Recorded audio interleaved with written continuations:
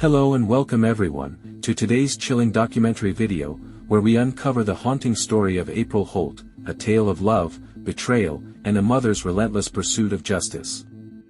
This is not just a story, it's a cautionary tale that will leave you questioning how well we truly know those closest to us. If you're ready to dive into this gripping and unsettling journey, make sure to hit that like button to support our channel and subscribe so you never miss out on stories that will keep you on the edge of your seat. Let's get started. April Holt's life began in the quaint, sleepy town of Redridge, a place where neighbors smiled politely but rarely pried. April stood out from the crowd with her artistic brilliance, capturing the vibrancy of life on canvas in ways that stunned those around her. But behind her cheerful exterior lay a complicated life. Her father had walked out when she was just 7, leaving April and her mother, Clara Holt, to fend for themselves. Clara was a strong, resourceful woman who worked tirelessly to ensure her daughter never felt the void of an absent parent. Under her guidance, April grew into a resilient, hopeful young woman with dreams of becoming a renowned artist. At 25, April's life seemed poised to take off when she met Mark Renner. Mark was a tall, confident man who moved to Redridge to start a business. He charmed everyone in town, but no one more than April. He was attentive, supportive, and seemed to adore her passion for painting. Within a year, they were married, and for a brief moment, April believed she had found her happily ever after. The fairy tale didn't last long. After the wedding, Mark's demeanor changed. His charming mask slipped, revealing a darker, more controlling personality. It started subtly. Mark would criticize her spending time painting instead of focusing on their home. He insisted she stop meeting her friends, claiming they were a bad influence. Soon, he demanded to know where she was at all times, even monitoring her phone. Neighbors noticed a change in April. The once outgoing woman became reclusive.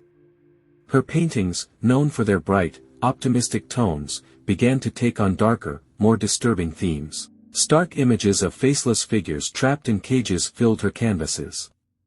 When friends and family asked if she was okay, she would force a smile and insist everything was fine. Mark's abuse escalated from emotional to physical.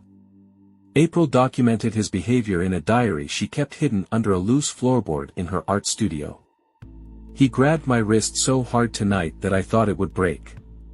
He said it's my fault for making him angry. I feel like a prisoner in my own home." On a cold November night in 2023, April was found dead in her art studio. Mark called the police, reporting that he had come home to find her lifeless body surrounded by pills and broken glass. Her death was quickly ruled a suicide. The case was closed within days, and Mark played the grieving widower at her funeral. But Clara wasn't convinced. She knew her daughter better than anyone.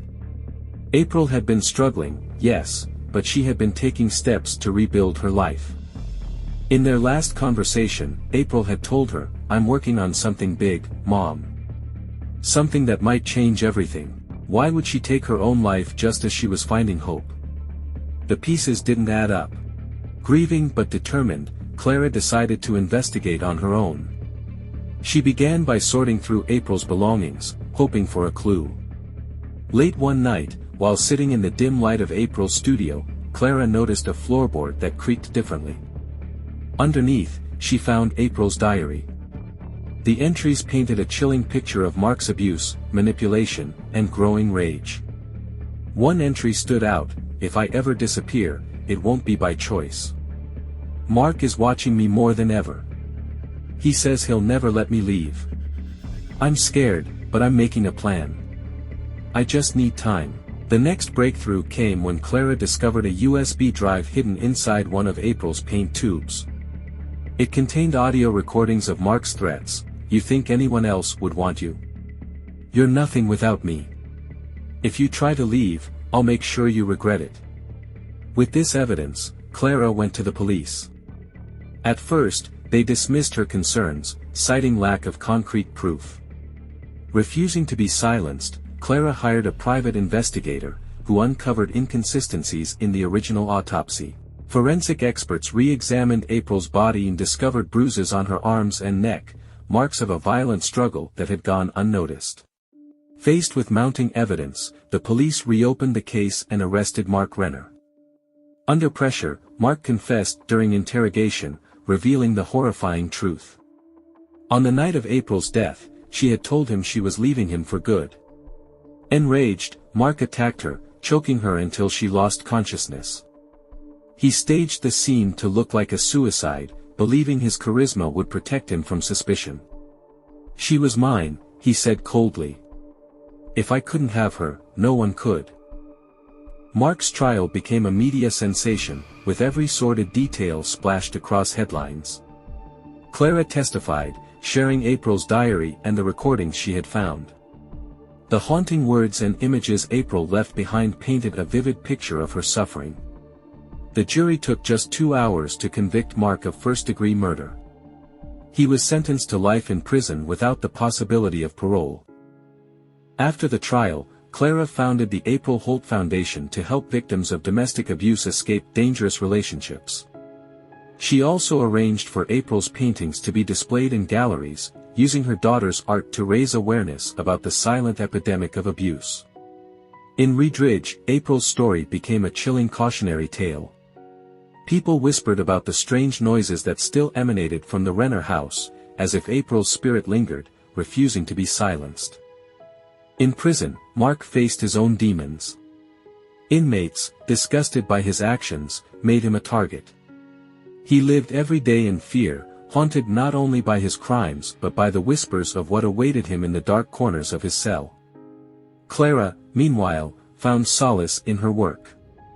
Though the pain of losing April would never fully fade, she knew she had honored her daughter's memory by uncovering the truth and ensuring justice was served.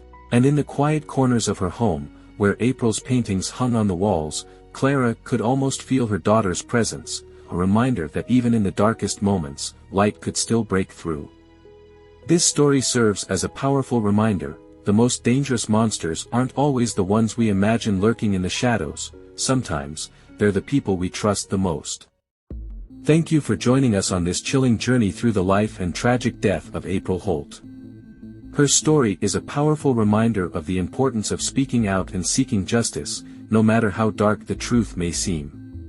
If you found this story compelling, please give this video a like to help us share it with others, and consider subscribing to our channel for more gripping tales and true crime stories. Don't forget to turn on the notification bell so you're the first to know when we release our next video. Thank you for watching, and until next time, stay safe and take care.